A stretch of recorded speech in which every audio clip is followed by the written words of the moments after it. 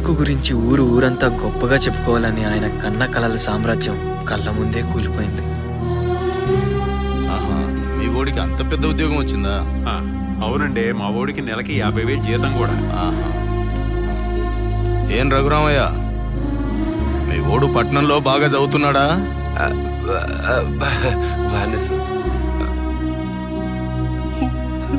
తల ఎత్తుకు బ్రతకాలన్న ఆయన ఆశయం తల దించుకు నడిచింది.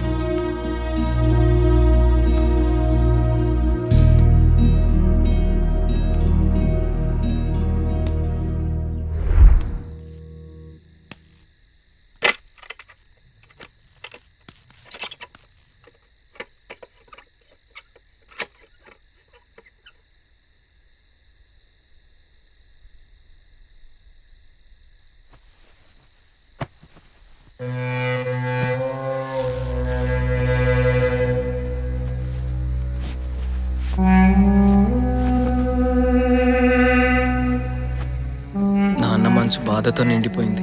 ఎంతైనా ఆయనది తండ్రి మనసు కదా. నా కొడుకులో ఏదైనా మంచి క్వాలిటీ ఉందేమో తెలుసుకోవాలని ప్రిన్సిపల్కి ఫోన్ చేసి విషయం అంతా తెలుసుకున్నాడు. హలో, ఎవరండి మాట్లాడేది? నేనండి, రఘురామయ్యని. ఓ నమస్కారం సార్. అవును, మీకు హార్ట్ అటాక్ వచ్చిందన్నారు, ఇప్పుడు ఎలా ఉన్నారు? ప్రిన్సిపల్కి ఇవ్వాల్సిన అప్పు డబ్బు గురించి ఎన్నోసార్లు అమ్మకి హార్ట్ అటాక్, నాన్నకి యాక్సిడెంట్ అని అబద్ధం చెప్పి తప్పించుకునేవాళ్ళు. వాణ్ణి గొప్పవాడిగా చూడాలని నా కోరిక. గొప్పవాడా గొంగలి పురుగా? వాణ్ణి మార్చడం చాలా కష్టం రఘురామయ్య గారు. వాడు మారడు. వాడు మారుతాడు సార్. నా కోసం కష్టపడి చదివి ఫస్ట్ క్లాస్లో పాస్ అయ్యాడు. వాడు పాస్ అవడం ఏంటండి, వాడితో పాటు వాడి స్నేహితులు కూడా ఫెయిల్ అయిపోయారు. వాడు కాలేజీకి రాకుండా తాగుతూ తిరుగుతూ బాగా ఎంజాయ్ చేస్తున్నాడు. మీకు ఈ విషయం తెలుసునా?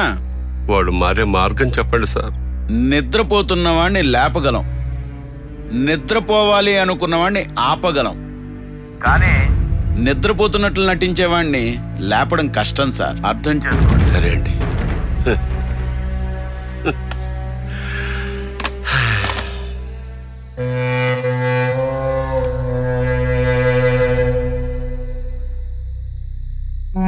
నిజమే, కానీ ఈ రోజుల్లో టౌన్లో చదువుకున్న పిల్లగాళ్ళ పరిస్థితి ఏం బాలేదు. నువ్వేమో వాడినే నమ్ముకొని ఉంటివి. నేను ఫస్ట్ క్లాస్లో పాస్ అయ్యాను. వాడు పాస్ అవడం ఏంటండి, వాడితో పాటు వాడి స్నేహితులు కూడా ఫెయిల్ అయిపోయారు.